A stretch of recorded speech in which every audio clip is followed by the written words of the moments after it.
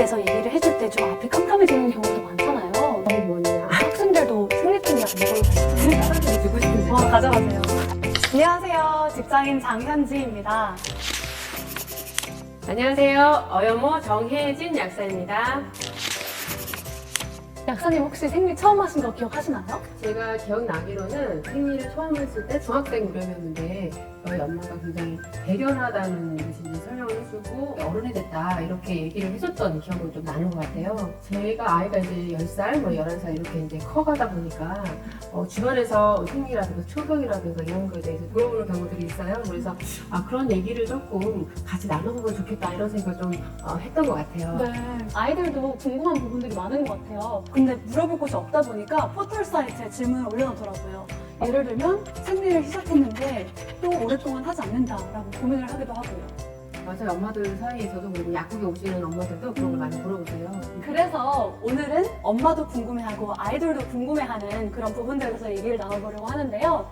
초경에 오는 증상, 그리고 생리 중에 겪게 될 예상 밖의 상황들과 대처법, 그리고 정말 기본적이지만 엄마 아빠들이 빠뜨리기 쉬운 그런 리얼한 생리 이야기에 대해서 나눠보려고 해요. 고고!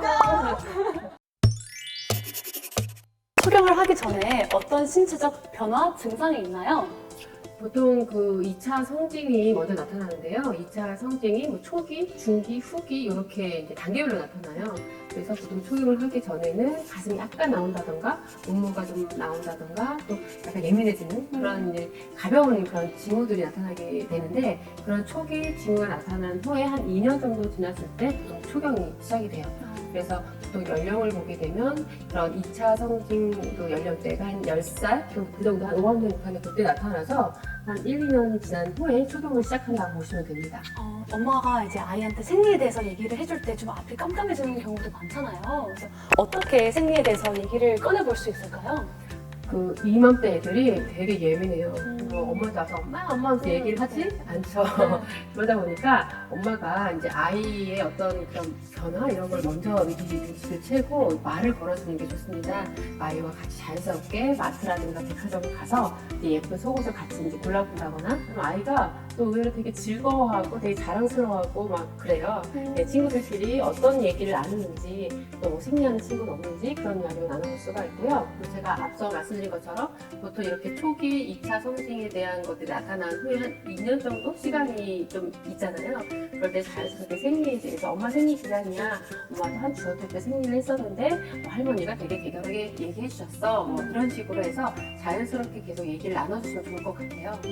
너무 이제 이게 아이의 생리라는 게 아니라 나도 엄마도 한다는 얘기를 해주는 게 되게 부담스럽지 않게 들을 수 있을 것 같아요. 근데 간혹 이 생리라는 거 되게 우리가 뭐 그날이야, 그거 뭐 이런 식으로 애들을 표현하는 경우들이 있는데 사실 그렇게 하게 되면 오히려 이거를 좀 감춰야 되는 건가? 부끄러운 건가? 뭐 이렇게 선입견 아이들이 가질 수 있기 때문에 그런 표현을 하지 마시고 어른이 되어가는 그런 성장하는 단계에서 보여주는 생리라는 그런 표현을 정확하게 써주시는 게 좋고요. 또 이제 간혹 엄마가 설명을 너무 잘해주고 싶어가지고 이 생리 과정은 아기를 낳기 위한 과정이야 라고 얘기를 하게 되면 아이는 그 출산에 대한 어떤 두려움을 먼저 느끼게 되는 그런 것도 될 수가 있기 때문에 그런 표현보다는 그 아이한테 좀 더 성장하고 어른이 되어가는 자연스러운 과정이라는 것을 먼저 이렇게 얘기를 해주는 것이 좋을 것 같습니다. 네.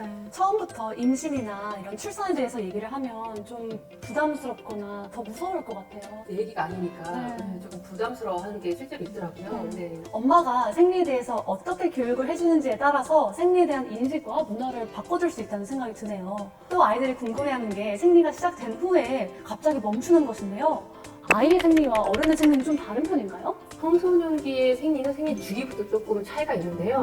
보통 우리가 28일이라고 생각을 하지만 28일로 뚝 떨어지는 경우는 많지가 않습니다. 거의 50%도 안 됩니다. 특히 청소년기에는 거의 한 달 반 정도 주기가 좀 긴 경우도 대부분이고요. 소경을 한 후에 다음 생리를 이제 주기별로 기다리는데 안 와서 걱정하는 경우들이 있어요. 보통 1년 정도는 지나야 주기가 조금 규칙적으로 생기게 되고 길면 5년까지도 좀 기다려봐야 하는 상황들이 있습니다.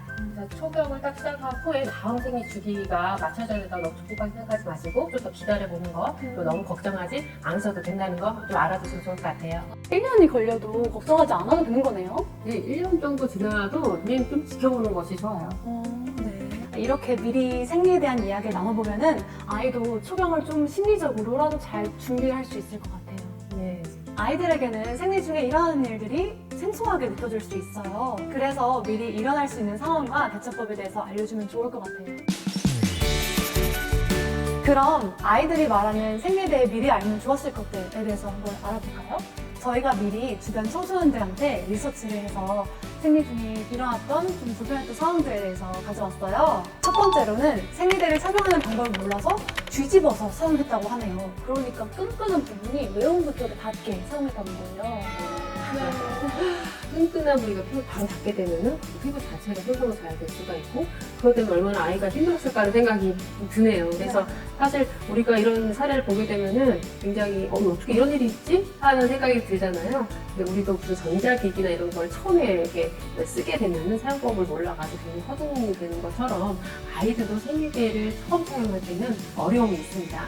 그래서 미리 엄마가 아이와 같이 생리대를 직접 뜯어가지고 펴서 테이프에 입혀서 날개를 접고 입혀보는 것까지 본인이 직접 옷 위에 입어봐도 되고요. 네.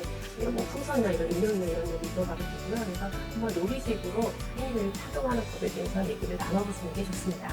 시끄럽지 않도록 이렇게 풍선 사용해가지고 하는 게 되게 좋을 것 같아요. 그 나이 때 또 민감하기도 하니까. 풍선 이렇게 입히다 보면 풍선 팍팍 나가면서 까르까르 네, 재밌을 것 같아요. 좋을 것 같아요. 또 이런 에피소드가 있네요. 사용한 생리를 반으로만 접어서 버렸다가 그 다음 학생이 펼쳐진 생리를 봐서 학교 전체에 소문이 난 적이 있대요.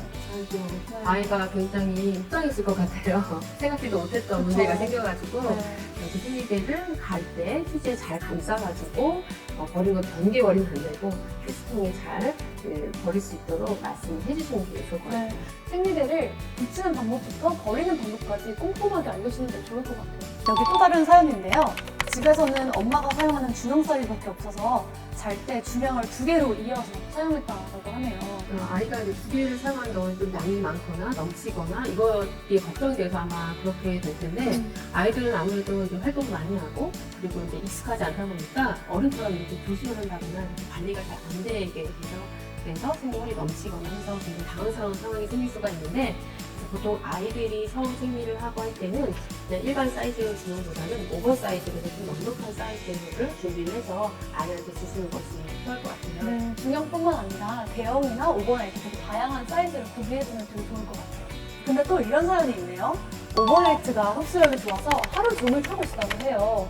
그러면 안 되죠. 네, 그 오버나이트가 양을 많이 흡수를 해줘서 청소년에게 좀 준비를 해줘야 되지만 오래 착용을 하게 되면은 피부가 짓무른다거나 냄새가 난다거나 그래서 오히려 아이 학업에 지장을 줄 정도로 안 좋을 수 있어요.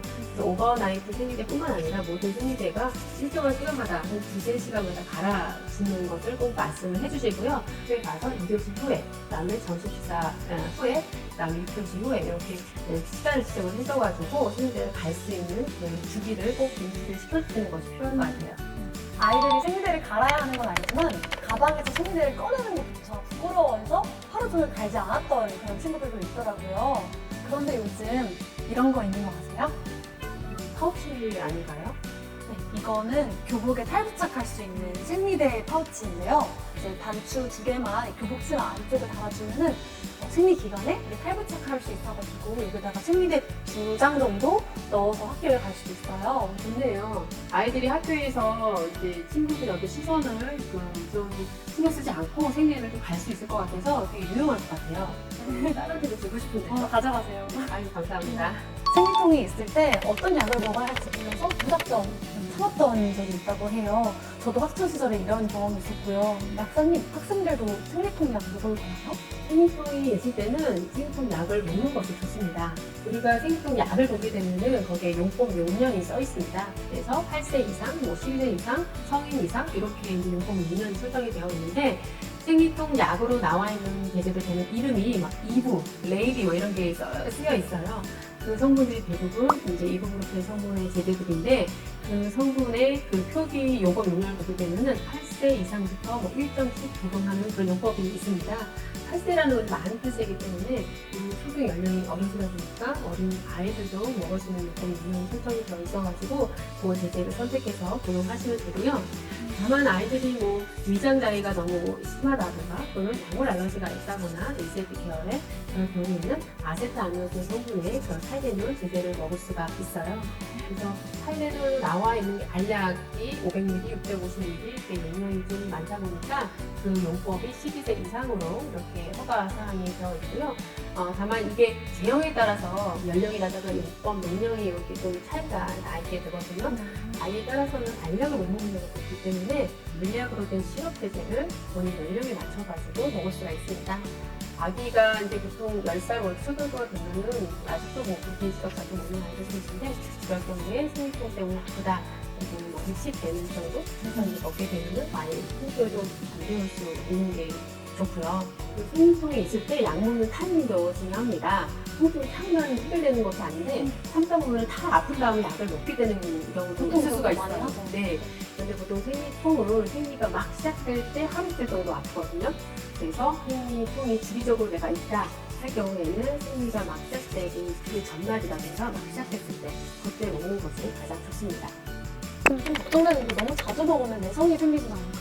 되게 많이 물어보시는데요. 진통제에 의한 내성은 생기지 않습니다. 다만 1차성 생리통, 2차성 생리통이 있어요. 보통 초경이 시작되고 20세 이전에 이제 생리통이 시작이 되고 생리가 막 시작됐을 때 아픈 그런 이제 아주 특징적인 게 있거든요. 그런 생리통 같은 경우에는 이렇게 생리통 약을 먹어서 이제 통증을 가라앉히면 되는데 그렇지 않은 경우가 있어요. 만약에 20세 이후에 갑자기 생리통이 생겼다거나 또는 생리가 끝나는 무렵에 갑자기 배가 아프다던가 또는 예전에 생리통이 있었는데 갑자기 너무 많이 아픈 거예요. 이런 경우에는 이제 단순한 생리통이 아니라 골반에 문제가 골반염이라든가 작은 내막증이라든가 이런 다른 질환이 있을 수 있기 때문에 꼭 병원에 가서 진료가 필요할 수가 있습니다. 이런 것들을 알았더라면 생리 중에 좀 덜 아프고 덜 힘들었을 것 같아요.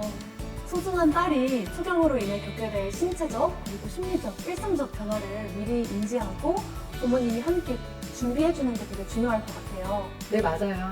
아이가 생리하는 날에 이렇게 당황하지 않고 잘 대처할 수 있도록 미리 준비해 주시면 좋을 것 같아요. 마지막으로 이 영상이 공개되는 날이 3월 8일 세계 여성의 날이에요. 혹시 약사님께 엄마로서 딸에게 해주고 싶은 이야기가 있을까요? 오늘 이렇게 여성만의 특별한 행사인 생리에 대해서 얘기를 나눠보니까 우리 딸이랑 나눌 얘기들이 더 풍성해진 것 같고 되게 좋았어요. 제가 이제 여성 건강을 책임지는 어영부 약사로서 특히 또 이제 얘기를 한다면 우리 여성 스스로가 몸을 좀 더 살피고 건강을 잘 지킬 수 있는데 좀 더 신경을 썼으면 좋겠다라는 얘기를 좀 해줬으면 좋겠고요.